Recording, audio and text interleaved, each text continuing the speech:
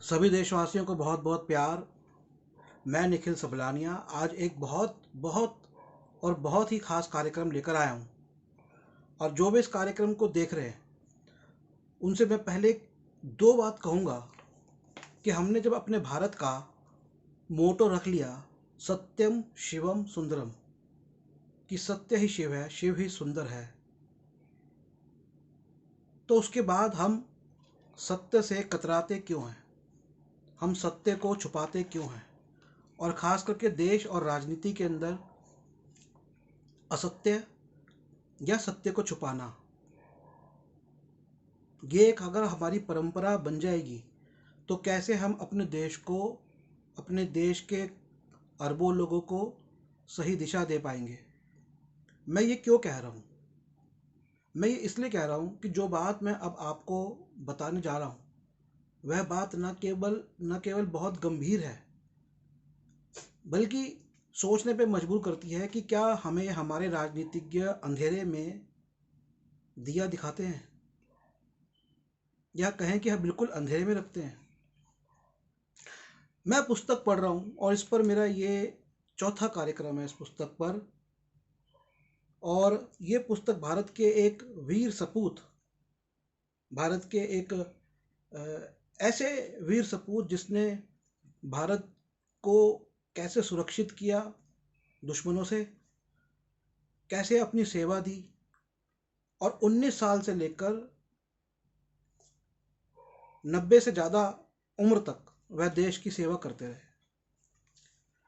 Lieutenant general JRF Jacob, आप पहले ये देख लीजिए किसी राजनीतिक पार्टी ने कभी इनकी कोई फोटो लगाई है, कोई इनकी मूर्ति, कोई इनके जीवन पे कुछ आपने पढ़ा हो कभी किसी किताब में, बच्चों के स्कूल में, NCERT में?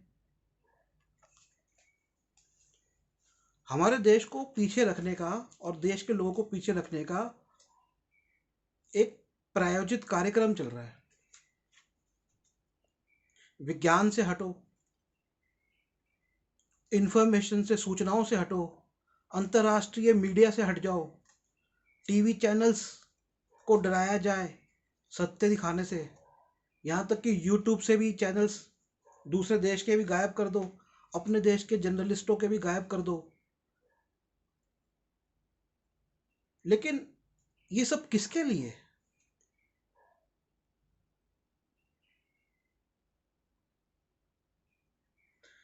मैं आपको इस पुस्तक का पृष्ठ संख्या बताऊंगा और इसका संस्करण बताऊंगा, क्योंकि जो मैं आज बताने जा रहा हूं मुझे नहीं लगता कि आगे अगर ये पुस्तक प्रकाशित होगी तो उसमें जो मैं आपको बात बता रहा हूं वो प्रकाशित की जाएगी।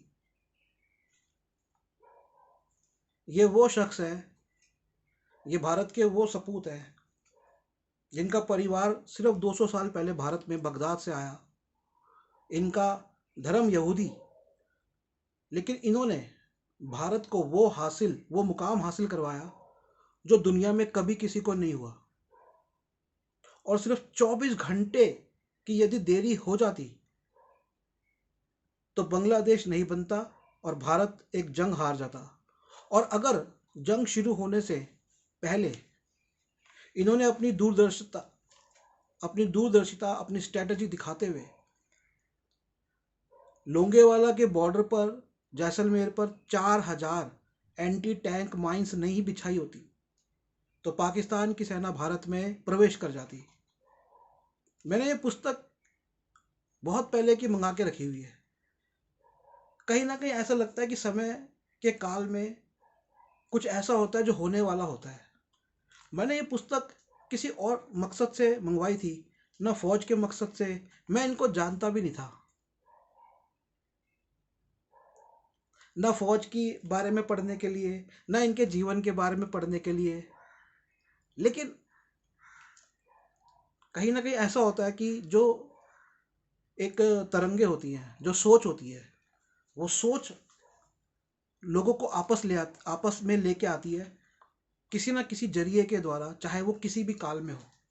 तो मुझे लगता है कि जनरल साहब भी शायद मेरे ऐसी सोच के थे, तो मेरे पास उनकी एक किताब आ गई और इस किताब को पढ़कर, और मैं फिल्म्स से रहा और फिल्म से सामाजिक कार्यों में आया, देश की सेवा के लिए उतरा, और शायद मेरे द्वारा इनके ये संदेश हिंदी में लोगों तक पहुंच रहे।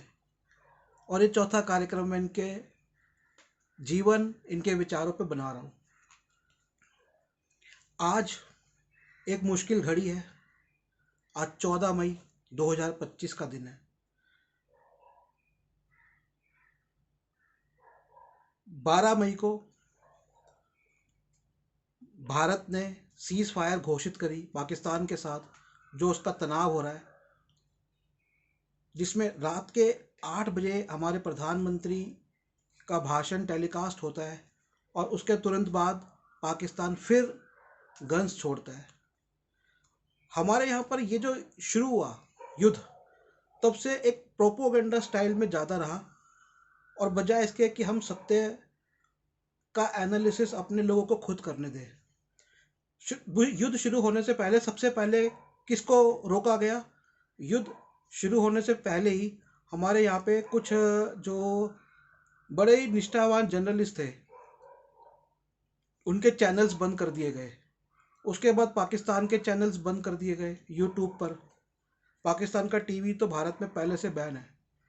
पर यह बात मेरे को समझ नहीं आ रही कि जब हम 18 साल के हो जाते हैं और हम अगर वोट देने के अधिकारी हैं, हम देश से बाहर जाकर काम करने के अधिकारी हैं, तो हम अगर अंतर्राष्ट्रीय मीडिया को, या बेशक पाकिस्तान की मीडिया को, या हमारे जर्नलिस्ट, अगर हमारे भारत के जर्नलिस्ट जो दशकों से भारत की सेवा कर रहे हैं, अगर हम उनके कुछ ऐसे विचार जाने जो कि सरकार से सवाल पूछे, तो आप उनको रोक दोगे क्या? आपको लोगों के ऊपर विश्वास नहीं है? अगर आपको लोगों पे विश्वास नहीं है तो राजनीति छोड़ दो।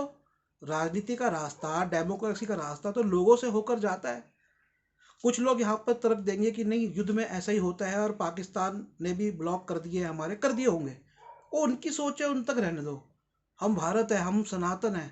हम सनातन है मतलब हमारी सनातन सोच है, और हमारी सनातन सोच ये है कि हमारे यहाँ पर दुनिया का हर धर्म जब भी आया, हमने कम से कम उसके विचार तो सुने। इसका मतलब हमने उसके भी विचार सुने जो हमारे पक्ष में, हमने हमेशा उसके विचार भी सुने जो हमारे पक्ष में नहीं है। तो भारत के एक प्रोफेसर हैं, न्यूयॉर्क में पढ़ाते हैं, तो वो कहते हैं कि हमारे भारत, जब मेरे पिताजी ने उनको बताया, आई थिंक उनका नाम विवेक छिब्बर है, तो कहते हैं मेरे पिताजी ने एक इंटरव्यू में उन्होंने बताया कि मेरे पिताजी कहते हैं कि 90 के दशक में जब वो गए अमेरिका, तो भारत के अंदर ये माहौल था तब तक भी, और आज भी है, कि भारत में हर गली मोहल्ले में, हर फुटपाथ पे, रोड पे हम राजनीति को डिस्कस करते हैं, मतलब देश के मुद्दों को डिस्कस करते हैं, जो अमेरिका में नहीं है। तो हम तो बहुत एडवांस है। तो हमारे प्रधानमंत्री जी ने कहा कि भाई हमारे यहाँ तो डेमोक्रेसी पुरानी थी। जब हम बौद्ध काल में जाते हैं तो संघ बने हुए थे। जब संघ बने हुए थे, छोटे छोटे संघों में देश था, तो जो स्टेट्स और फेडरेशन का कॉन्सेप्ट है वो तो बहुत पहले से हमारे यहाँ पे उपस्थित था। तो हमें डर किस बात का, कि बातों को छुपाने का? ये बात मैं पूछना चाहता हूँ, न केवल सरकार में बैठे लोगों से, बल्कि हर उस व्यक्ति से जो मेरी बात समझ रहा है। और मेरी बात भारत के लोग भी समझ रहे होंगे और भारत के बाहर के भी, और वो भी अपनी सरकारों से ये पूछे कि ऐसे अगर सब, आज के समय में जब इन्फॉर्मेशन इतनी ओपन है और सूचना इतनी ज़्यादा आर पार होती है, और दूसरा कि आज के समय में जब इंसान को आपको तरक्की देनी है, इंसान पहले से तरक्की कर चुका है, तो आप उसे पीछे क्यों लेके जाना चाहते हो? ये बताओ। आप कितना कंट्रोल करोगे? कितनी मीडिया कंट्रोल करोगे? कितने लोगों को कंट्रोल करोगे? आप इतिहास कंट्रोल करोगे क्या? ये बात को ध्यान में रखते हुए, और इस बात को ध्यान में रखते हुए कि अगर हमें देश से संबंधित सूचनाएं नहीं मिलेंगी, और अगर गलत मिलेंगी, तो फिर देश को कोई भी गलत दिशा में लेके जा सकता है, लोगों को और देश को कैसे भी इस्तेमाल कर सकता है अपने निजी स्वार्थ के लिए। दूसरी बात, मैं लोगों से गुजारिश करूंगा कि भाई पुस्तकें पढ़ा करें, पुस्तकें पढ़ा करें, किताबें पढ़ा करें। ये टीवी मीडिया को तिलांजलि दे दो। एक तरफ रख दो, उसे सिर्फ ये देखो कि वहाँ कितना सच आ रहा है और कितना झूठ आ रहा है। इतिहास की, हमारे फौजी जनरलों की, हमारे आर्मी ऑफिसर्स की, हमारे विद्वानों की, हमारे कानून निर्माताओं की, इनकी किताबें पढ़िए। देश के बारे में अगर जानना है तो वहाँ पर बैठा हुआ मास कॉम करके आया हुआ कोई रिपोर्टर, या लाली थोप के आई हुई कोई महिला पत्रकार जिन्होंने कभी पत्रकारिता ही नहीं करी, जो सीधा उठ के आ जाते हैं, कोई अपने जान पहचान से, किसी पार्टी के जान पहचान से आ जाते हैं और चीखने चिल्लाने और फिल्म की तरह साउंड इफेक्ट देकर एक फिल्म बनाने, ग्राफिक डाल के। This is not the reality. ये असलियत नहीं है, ये इतिहास नहीं है, ये सिर्फ आपको बेवकूफ़ बनाने का जरिया है। आज के संदर्भ में अब ये जो बात है, ये दो बातों के साथ अब आप मेरी बात ध्यान से सुनिए। और वो लोग भी जो हर चीज़ में पक्ष और विपक्ष खोजते हैं, कई लोग कहेंगे कि मैं इस दौरान ये बात क्यों लेके आ रहा हूँ, लेकिन मुझे लगता है ये बात मेरे को अभी पता चली है। जब मैंने वीडियो बनाना शुरू किया, मैंने ये पढ़ा और पढ़ते ही मुझे लगा that this is the information which should be transfer to the people immediately, कि आज के समय में तो खास करके। और ये वो इन्फॉर्मेशन है जिसको it's my first duty as an Indian, कि एक भारतीय होते हुए ये मेरा पहला कर्तव्य है कि मैं ये सूचना को वीडियो के माध्यम से हिंदी भाषी लोगों के लिए, और इंग्लिश वाले भी कोई पढ़ते तो है नहीं, तो लोगों तक लेके जाऊं। मैंने किताब दिखा दी है, those who are listening to me in English and those who are reading in English books in English, they can please buy this book and read it. Okay, English वाले खरीदें और हिंदी वाले भी खरीदें, हिंदी का वर्जन भी खरीदें, और चेक करें कि हिंदी और इंग्लिश वर्जन क्या समान है। मैं इसलिए इसका पृष्ठ संख्या और संस्करण अंत में बताऊंगा आपको, ताकि आप ये खरीद के रख लें और कुछ साल बाद खरीदें और देखें कि ये जो मैं बात बता रहा हूँ ये उसमें है या नहीं है, ये पंक्ति उसमें है या नहीं है। तो lieutenant general JRF Jacob, Jack Frederick Rafael Jacob इनका पूरा नाम था। इन पे आप और जो 3 कार्यक्रम हैं, 3 हैं 4 हैं, जो भी आप देखिए हमारे चैनल पर आपको मिलेंगे। तो इसमें ये कारगिल का जो युद्ध हुआ, कारगिल युद्ध की चर्चा करते हैं और कारगिल युद्ध को बताते हैं। अब हम उसे युद्ध कहते हैं, ये कहते हैं ये कोई युद्ध नहीं था। पहले कहते हैं ये कोई युद्ध नहीं था, ये एक बहुत छोटा मिशन था। इसमें हुआ क्या था कि इसके अंदर 5 बटालियन पाकिस्तान की वो घुस आई थी। तो इनको सरकार ने वहाँ पर भेजा, क्योंकि ये जो थे ना, ये मुख्य व्यक्ति थे जिनके अंडर में, क्योंकि ये ईस्टर्न कमांड जो हमारी पूर्वी क्षेत्र की जो फौज की कमांड है, वो पूरी उस कमांड के हेड थे। तो इनके अंडर में पूरी फौज थी वहाँ की, इसलिए वो पूरा ऑपरेशन इनके हाथ में था। बांग्लादेश वाला, जब बांग्लादेश बना, बांग्लादेश बनने, वहाँ का आर्मी, वहाँ का सब कुछ इनके हाथ में था। भारत की सेना भी थी, 4,000 हमारे सैनिक शहीद हुए और 14,000 घायल हुए उस युद्ध के अंदर। और जिससे पाकिस्तान बांग्लादेश बना, जो पहले पाकिस्तान का हिस्सा था, जो पाकिस्तान ही था। तो पाकिस्तान का जो विभाजन हुआ, और 24 घंटे के अंतराल यदि इनसे देरी हो जाती तो वो नहीं होता। इनकी सूझबूझ और इनके जो समझ थी, और ये काफ़ी लिटरेचर पढ़ते थे फौज से संबंधित। तो इस पुस्तक में भी इन्होंने कई सारे रेफरेंस दिए हैं, नेपोलियन के दिए हैं। तो एक सूझबूझ वाले व्यक्ति थे ये। तो इनको सरकार ने कारगिल पे भेजा। ये गवर्नर भी थे उस समय, पंजाब के गवर्नर रहे ये, गोवा के भी गवर्नर रहे। खैर, बीजेपी से भी इनको, अब देखिए ये कोई, अब कुछ लोग ऐसा सोचने लग जाते हैं कि ये बीजेपी के विरोधी होंगे। VHP, विश्व हिंदू परिषद, इनको प्रेसिडेंट बनाना चाहती थी, और बीजेपी के एक नेता ने पूरी कोशिश करके इनको नहीं बनने दिया। वो एक अलग मुद्दा है। क्योंकि मैं, ये जो वीडियो राजनीतिक के ऊपर नहीं है, ये मुख्य कारगिल में जो तनाव हुआ, जिसे हम युद्ध कहते हैं, कारगिल वॉर, उसके ऊपर है। तो इनको सरकार ने वहाँ भेजा क्योंकि ये एक दक्ष सेनापति रहे थे भारत के, एक दक्ष, मैं तो कहूँगा कि लेफ्टिनेंट जनरल रहे थे। तो जब इनको भेजा वहाँ पर, ये वहाँ पर गए और इन्होंने वहाँ पर मुआयना किया। तो वो इन्होंने मुआयना करने के बाद ये देखा कि भाई यहाँ पर जो बोफोर्स है ना, अब देखिए वो कहते हैं कि भाई जो बोफोर्स तोप है ना, ये बहुत पुरानी है। ये 1965 के युद्ध में भी चली थी, 71 के युद्ध में भी चली थी, और इसके अगले जो वर्जन थे वो, अगले संस्करण जो थे वो 99 के उसमें भी चले थे। तो ये बताते हैं कि जो बोफोर्स तोप है उसका बहुत ये जो लड़ाई थी ये पूरी बोफोर्स तोप से लड़ी गई थी, क्योंकि वो एरिया ऐसा है कि बहुत पहाड़ी एरिया है, और जो भी खैर कारण रहा हो। तो इसके अंदर बताते हैं कि 250 गन्स और 250 तोपें जो है वो इस्तेमाल हुई होगी, और 2.5 लाख राउंड चले, मतलब 2.5 लाख गोले छोड़े गए। अच्छा, ऐसा नहीं कि भारत की तरफ से तोप चल रही थी, दूसरी तरफ से भी तोप चल रही थी। लेकिन अब कुछ बातें जो बड़ी मज़ेदार है, और जो प्रमुख बात जो इस वीडियो की है, तो देखिए कुछ बातें क्या है कि ये जो गन थी ना, बीच में इसकी जो गोले हैं ना वो ख़त्म हो गए, एम्यूनेशन ख़त्म हो गए 155 वाले। वो तो सरकार उस समय, वाजपेयी जी प्रधानमंत्री थे, माननीय अटल बिहारी वाजपेयी जी, और माननीय जॉर्ज फर्नांडिस जी उस समय रक्षा मंत्री थे। वो तो उन्होंने तुरंत इनके कहने पर इसराइल से मंगवा लिए, जिसका इन्होंने जिक्र किया है। दूसरी बात यह है कि स्कर्दू नाम की एक जगह थी जो पाकिस्तान में पड़ती थी, वहाँ पर फायरिंग करनी थी, और वहाँ पर बोफोर्स काम नहीं कर रही थी, और वो पाकिस्तान में उनको फायरिंग करनी थी, वहाँ जाना था।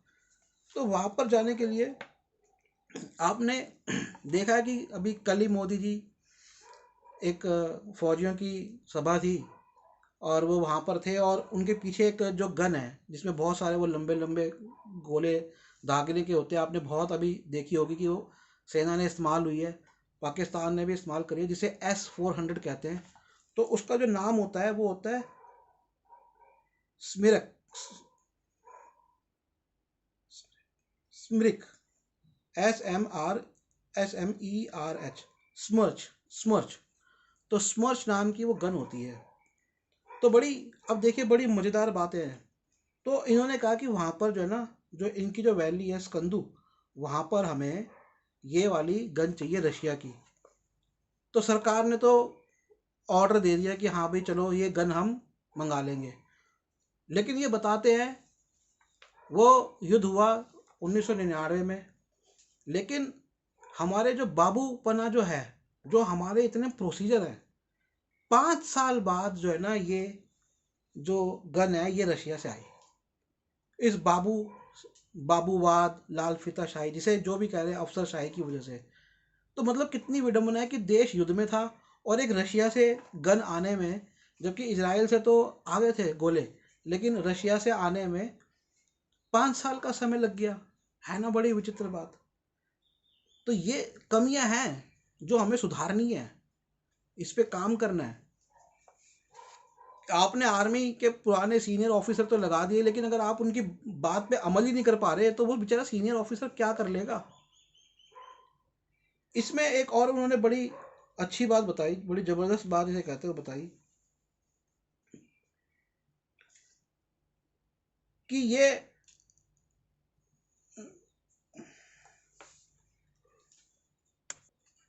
जब ये वहां पहुंचे कारगिल, जब ये कारगिल का, हाँ इसमें क्या हुआ, जो ये कारगिल का जो युद्ध हुआ, तो ये इसमें क्या हुआ कि आर्मी के जो आर्मी के चीफ थे वो यूरोप में टूर पर थे, और जब उनको बताया गया तो उन्होंने ये अपना जो टूर था ये एक्सटेंड कर दिया। तो एक्सटेंड का तो मतलब हुआ कि भाई बढ़ा दिया। तो ये अगर इन्होंने बढ़ाया उस समय, मैं इस बात की पुष्टि नहीं करता कि इन्होंने कहा एक्सटेंड कर दिया, मुझे जो इसका मतलब समझ में आ रहा है कि टूर एक्सटेंड कर दिया मतलब टूर बढ़ा दिया। अब ये कहते हैं कि अगर ऐसा उन्होंने किया तो ये भी बड़ी अजीब सी बात है। और वो कहते हैं कि कुछ ना वहाँ पर समझ नहीं आ रहा था कि करना क्या है। ये कहते हैं कि कुछ क्लियर नहीं था। तो मैंने जो है ना नेपोलियन की एक बात फॉलो करी कि भैया जहाँ से आवाज़ आए गन की, बंदूक की जहाँ से आवाज़ आए वहीं चलो। तो मैंने मतलब इन्होंने जो भी वहाँ पर आदेश दिए अब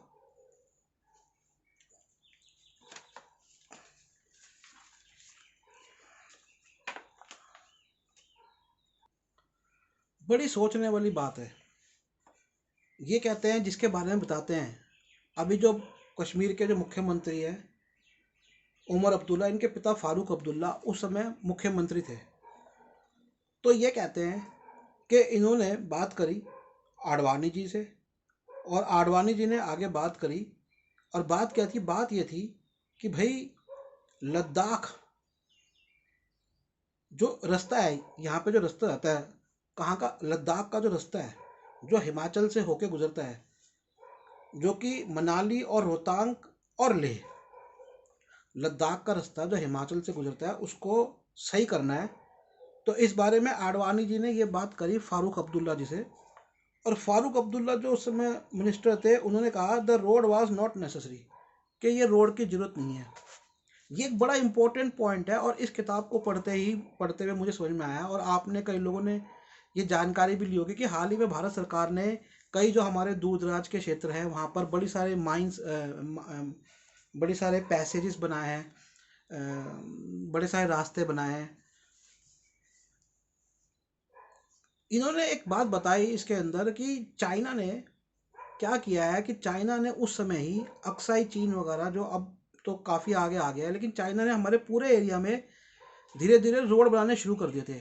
खास करके जो वॉर हुई थी चाइना की 62 की, उससे पहले उसने रोड बनाने शुरू करे। तो ये एक बात बताते हैं कि जब ये बांग्लादेश जो बना है, ईस्ट पाकिस्तान, जब ये वहाँ के मिशन को लेकर इन्होंने शुरू किया, तो वहाँ पर सबसे बड़ी दिक्कत जो इन्होंने बताई कि सरकार चाहती थी ये 1 महीने बाद मिशन हो जाए, तो इन्होंने बताया वो पूरा जो एरिया में ना रोड्स नहीं है, क्योंकि और वो पूरा दलदली और पानी वाला एरिया है, तो प्रॉपर रोड्स नहीं होने की वजह से हम एकदम से नहीं जा सकते। तो अगर ये फारूक अब्दुल्ला जी ने मना किया, ये जो बात है ना, उनका मना किया, देखिए ये स्टेटमेंट हमारे एक सच्चे देशभक्त लेफ्टिनेंट जनरल ने लिखी अपनी एक किताब में। तो ये बात नोट करने की है। इससे पहले मैंने एक पुस्तक बनाई है, एक मैंने इन्हीं के विचारों पे एक मैंने वीडियो बनाया है चाइना के ऊपर, वो भी देखिए, उसमें भी मैंने इनका संदर्भ दिया है। उसमें चीन ने एक बात कही, और उस बात को इन्होंने नोट करके भारत के मंत्रालय सरकार को बताया। सरकार ने उस बात पे ध्यान नहीं दिया, और चीन जो है ना, वो उसका फिर हमला होता है उस बात के बाद। वो आप वीडियो देख लीजिएगा। तो ये अगर लिख रहे हैं ऐसा, तो ये बात नोट करने की है कि फारूक अब्दुल्ला जी ने अगर रोका है, then there has to be proper motivation, कि इसका एक मकसद होगा रोकने का। और इसके रोकने से हिंडर हो रहा है, रुक रहा है, क्या हो रहा है? भारत का मिलिट्री ऑपरेशन, जिससे भारत की सुरक्षा को खतरा है। इस बात को समझने की जरूरत है।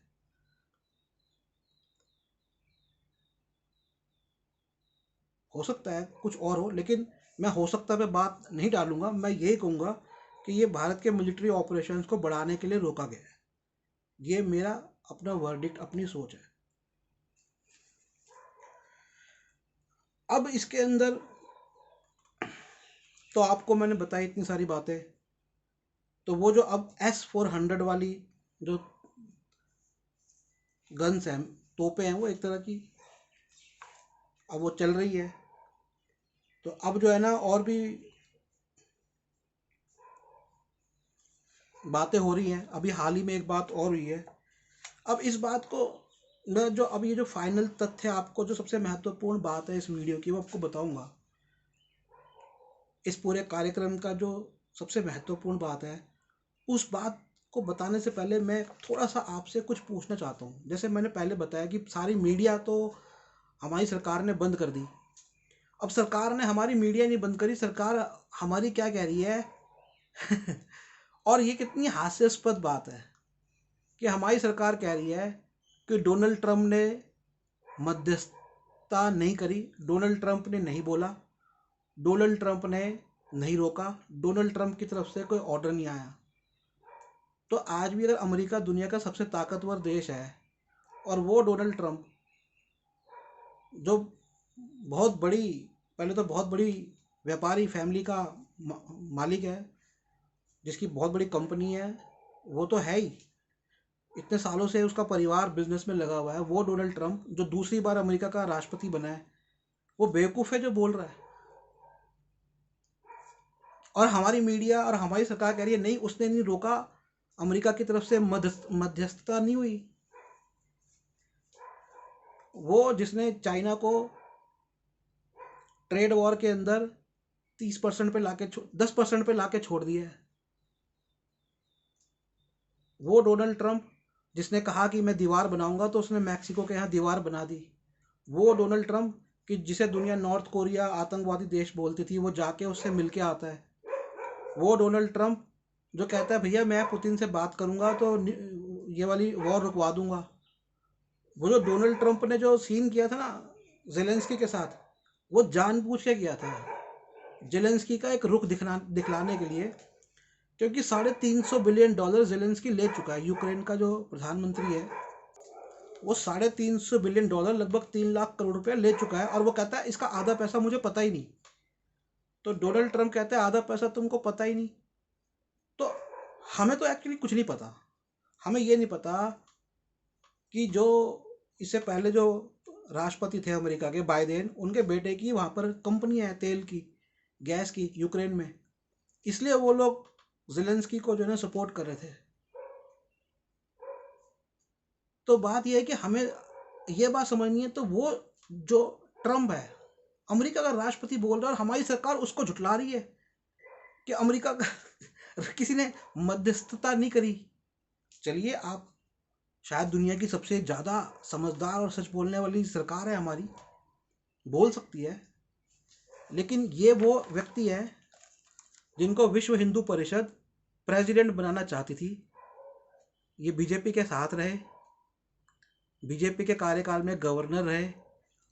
उसके अलावा इन्होंने जीवन अपना दिया देश को, देश की सीमाओं को सुरक्षित किया, और भारत को युद्ध के इतिहास में सिरमौर बनाया कि पाकिस्तान से बिना किसी शर्त के सरेंडर करवाया। शर्त कि भारत को कोई मुआवजा नहीं देना पड़ा, और अगर 24 घंटे की देर होती तो भारत को मुआवजा देना पड़ता, भारत को एक हार का मुंह देखना पड़ता। ऐसे देशभक्त व्यक्ति ने जो बात लिखी है, इन तथ्यों के आधार पे ये बात तो कम से कम सरकार नहीं झुठला सकती। अब वो कह रही है कि ट्रंप ने मध्यस्थता नहीं करी। तो मैं आपको बताता हूँ इन्होंने जो बात लिखी है, इन्हीं के शब्दों में बताता हूँ, और उसका इंग्लिश में भी आपको मैं मतलब बता देता हूँ। देखिए वो क्या लिखते हैं। इससे पहले वो एक चीज और बताते हैं कि अगर हमारी सरकार उस समय की एयरफोर्स का इस्तेमाल करती तो अच्छा होता, लेकिन सरकार ने एयरफोर्स का इस्तेमाल नहीं किया। जब एयरफोर्स ऊपर से बम बरसाती है तो दुश्मन के जमीन पर हौसले पस्त होते हैं। तो ये इनका एक अनुभव था। अब ध्यान से सुनिए, इंग्लिश में बोलूँगा, एक ही लाइन है, फिर आपको इसका पृष्ठ संख्या भी बता दूंगा, संस्करण भी बता दूंगा, और लेके रख लेना, मंगा के रख लेना। इतिहास का दस्तावेज है, पढ़ना। ये आपके, जैसे हमारे हिंदुओं में कहते हैं ना हम पितर हैं, यही आपके पितर है, यही आपके पितामह है, ऐसा मान के जनरल साहब की जो किताब है ना, ये रख लेना।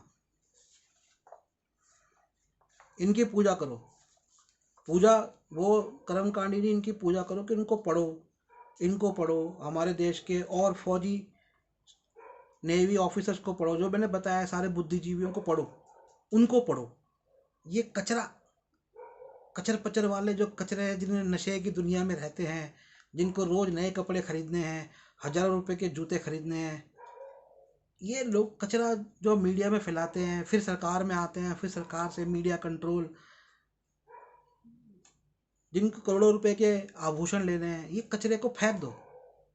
ये कचरे आज यहाँ हैं, जब यहाँ पर अगर दुश्मन आ गया, ये या तो भाग जाएंगे या उसके साथ मिलके फिर कचरा बनाएंगे।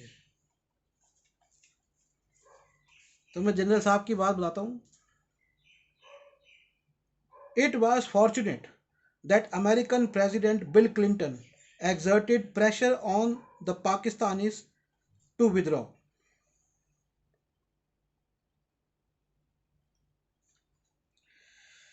कि ये फॉर्चुनेट था, मतलब ये सौभाग्य की बात थी कि जो उस समय अमेरिका के राष्ट्रपति थे बिल क्लिंटन, उन्होंने पाकिस्तान पर जोर दिया पीछे हटने के लिए। ये व्यक्ति की इस स्टेटमेंट को अब आप समझिए जरा ध्यान से, इसकी व्याख्या समझिए। सबसे पहले इसका मतलब आता है कि पाकिस्तान पीछे नहीं हट रहा था। हालांकि इसको ये जंग और युद्ध नहीं बोलते, ये कहते हैं वो सिर्फ 140 किलोमीटर का स्ट्रेच था, खाली उनकी 5 बटालियन थी, तो मैं इसे युद्ध नहीं कहूँगा। तो मैं इसमें यह भी नहीं कह सकता कि हमने युद्ध जीता या हमने युद्ध हारा या पाकिस्तान ने जीता हारा, नहीं है। इस कॉन्फ्लिक्ट के अंदर प्रेशर बना, दबाव बना, कहाँ से? बिल क्लिंटन से। हमारे यहाँ पर यह कहा जाता है, मैंने तो खुद उस समय एक नाटक लिखा था शहीद नाम से, जिसे मैंने दिल्ली में कई जगहों पर किया था, सैनिकों के परिवारों के लिए भी किया था, और मैंने खुद उसमें अभिनय भी किया था।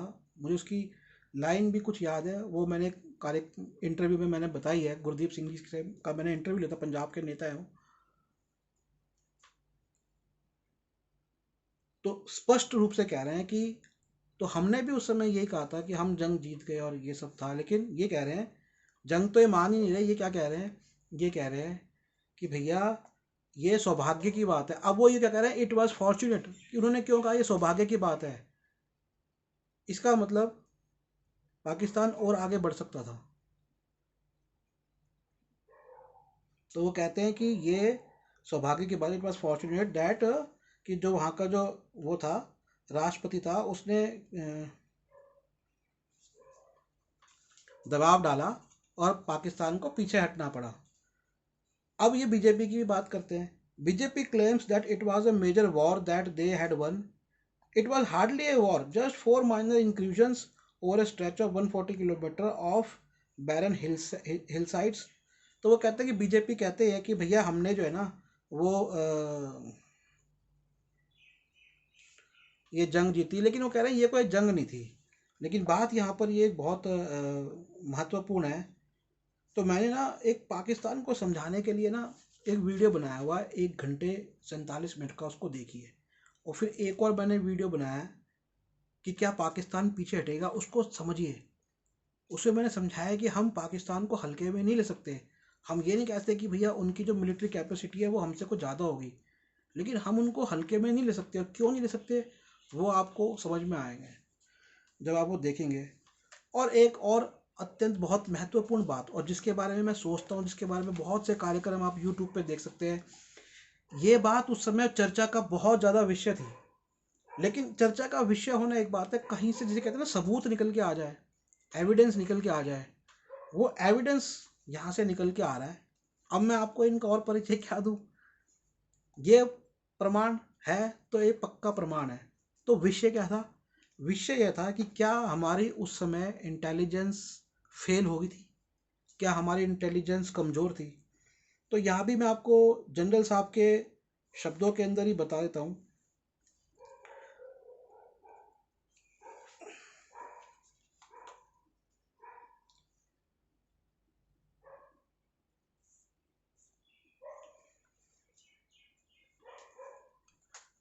तो वो कहते हैं, I told Vajpayee and Fernandes, कि मैंने माननीय श्री अटल बिहारी वाजपेयी जी और माननीय श्री जॉर्ज फर्नांडिस जी, जो वाजपेयी जी प्रधानमंत्री और जॉर्ज फर्नांडिस जी उस समय जो रक्षा मंत्री थे, I told Vajpayee and Fernandez that the operations in Kargil had not been well executed, कि कारगिल में जो ऑपरेशन थे उनको ढंग से कार्यान्वित नहीं किया गया। There was a failure of intelligence, ये लाइन इतिहास का हिस्सा है। ये लाइन वो डाउट सारे क्लियर करती है कि there was a failure of intelligence, the patrolling and surveillance by the army had left much to the desired, notwithstanding the availability of sufficient helicopters for surveillance। तो इस पंक्ति में बहुत कुछ है। तो एक तो इंटेलिजेंसी की फेलियर है, दूसरी सर्विलेंस की फेलियर है। सर्विलेंस मतलब निगरानी की, और पेट्रोलिंग, पेट्रोलिंग मतलब आवाजाही, जाके जाके चेक करते हैं। और वो साथ में ये भी कहते हैं कि हमारे पास इन सब के लिए, निगरानी के लिए जरूरी उपकरण होता है, जो उस समय हेलीकॉप्टर वो नहीं था। अब उस समय तो ड्रोन्स होते नहीं थे, उस समय कोई सैटेलाइट इमेजेस भी नहीं थी, तो उस समय हेलीकॉप्टर चलते थे, छोटे ड्रोन्स होते थे, लेकिन वो उतने डेवलप नहीं थे। तो ये जो बात है स्पेशल, जो बहुत ही महत्वपूर्ण इतिहास का चर्चा का विषय बना रहा है कि क्या इंटेलिजेंस फेलियर था। अब जब वो ये बात कह रहे हैं कि हाँ इंटेलिजेंस फेलियर था, क्योंकि ये तो गवर्नर थे, मैंने आपको इनका परिचय भी दिया, और इनको तो विशेष रूप से सरकार ने वहाँ भेजा था, तो इनके अलावा हम किन की स्टेटमेंट ले सकते हैं। तो इस पुस्तक का जो मेरे पास संस्करण है, इस पुस्तक का प्रथम संस्करण 2011 का था, और फिर मेरे पास 2020 तक का संस्करण है। ये दोनों जानकारी, जितनी भी जानकारी मैंने आपको दी है, ये पृष्ठ संख्या 153, 153 और 154, 154 के ऊपर उपलब्ध है। ये इतिहास का विषय। आप ये पुस्तक, रोली प्रकाशन ने ये पुस्तक जो है ना, सबसे पहले जो इसको प्रकाशित किया वो the lotus collection from Roli books private limited. तो रोली बुक्स प्राइवेट लिमिटेड आप नेट पे ढूंढ लीजिएगा, आपको मिल जाएगी। ये पुस्तक का जो मैंने वीडियो बनाया, ये कोई प्रायोजित नहीं है, मैं प्रायोजित काम नहीं करता। मेरा सिर्फ, मैं एक ही चीज़ का प्रायोजित काम करता हूँ, और अपने देश का और देश के समस्याओं का है, वही मेरे लिए सबसे बड़ी बात है। लेकिन आपको अगर ये जानकारी अच्छी लगे तो मुझे आर्थिक सहायता करिएगा, और अगर डायरेक्ट कुछ आर्थिक सहायता नहीं कर सकते तो हमारी एक वेबसाइट है, ये पुस्तक तो वहाँ नहीं है, लेकिन और बहुत सारी पुस्तकें हैं, डॉक्टर अंबेडकर जी की हैं, जाति की समस्याओं की है, अर्थशास्त्र की है। मैंने खुद एक अर्थशास्त्र की पुस्तकें तो 2 लिखी है, प्रकाशित एक ही हुई है, ये कार्ल मार्क्स के ऊपर है, और ये आप देख लीजिए, फ़ोन नंबर भी है, मैं बताया तो आपको। तो बहुत सारी पुस्तकें हैं जो कि आप ले सकते हैं। देखिए 2 पुस्तकें तो ये बड़ी रेयर किताब है, 25-25 साल पुरानी किताब है, डॉक्टर अंबेडकर के ऊपर है, ये ऐसी किताब है। एनीवे ये कोई बुक्स का वो नहीं है, मेरे बुक्स तो कोई खरीदता ही नहीं है आजकल, हमारी 2-2 महीने से कोई सेल ही नहीं होती किताबों की, 1-2-4 लोग आके लेते हैं पूरे देश में, ये तो हाल है। तो बुक्स सेल करने के लिए ये वीडियो नहीं था, पर आप सपोर्ट कर सकते हैं। और मेरे को सपोर्ट क्या करेंगे, आप अपने आप को और अपने देश को सपोर्ट करिए, अपनी बुद्धि को सपोर्ट करिए।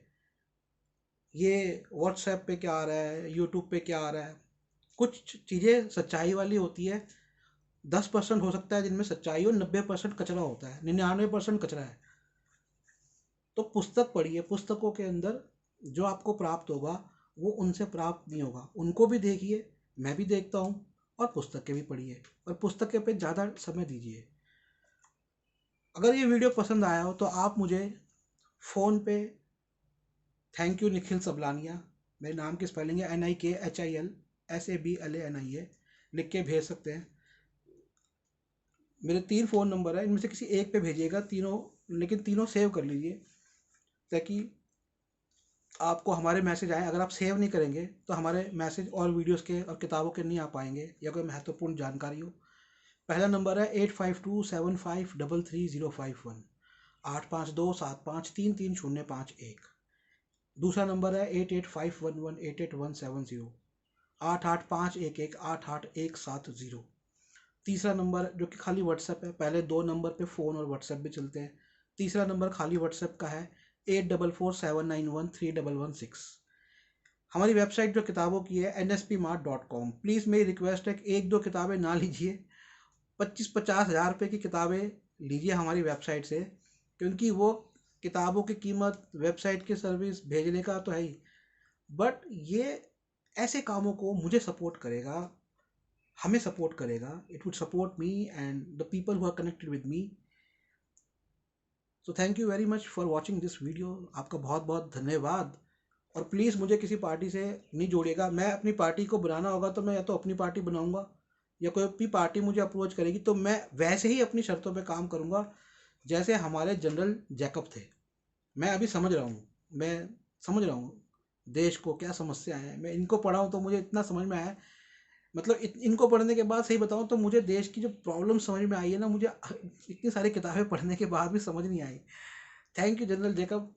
मैं एक बार और आपकी फ़ोटो दिखा देता हूँ कि आपने ये पुस्तक लिखी। इनकी एक और पुस्तक है, मैं चाहता हूँ, थोड़ी महंगी पुस्तक है, अब आ जाए मेरे पास थोड़े पैसे तो मैं खरीद के उसको भी समझा दूँ। लेकिन उस पुस्तक की खास बात यह है कि दुनिया के लगभग हर आर्मी स्कूल में वो पुस्तक पढ़ाई जाती है। मैंने पहले भी इनके बारे में कहा है कि जैसे इस वीडियो में भी कहा कि ना ये स्कूल में पढ़ाए जाते हैं ना कॉलेज में पढ़ाए जाते हैं।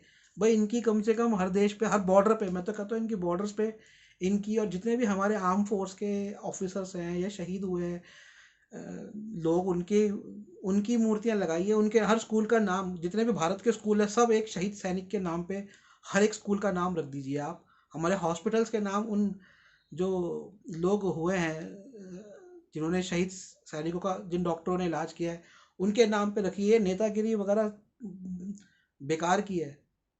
गोवा में 6 बार सरकार, कितनी बार ये कहते हैं गवर्नर था मतलब 3 या 6 बार, इतना ज़्यादा पलटूबाज सरकार है। और एक जो बाद में चीफ मिनिस्टर बने वो तो जिस बात पे सहमत थे बाद में उसी के खिलाफ बिल लेकर आ गए। तो ये जो पलटूपना चल रहा है राजनीति का, ये हटा के अब समय आ गया है कि हम देशभक्ति, नेशनलिज्म की तरफ जाएं। वो नेशनलिज्म होना चाहिए, वो धार्मिक नेशनलिज्म नहीं होना चाहिए। ये बात हमको समझनी है। खैर, धन्यवाद आपका बहुत बहुत ये कार्यक्रम देखने के लिए। कैसा लगा मुझे, मैंने कहा व्हाट्सएप पे सिर्फ इतना लिख के भेजिएगा। Thank you Nikhil Sablania. जय भीम, जय भारत, नमो बुद्धाय।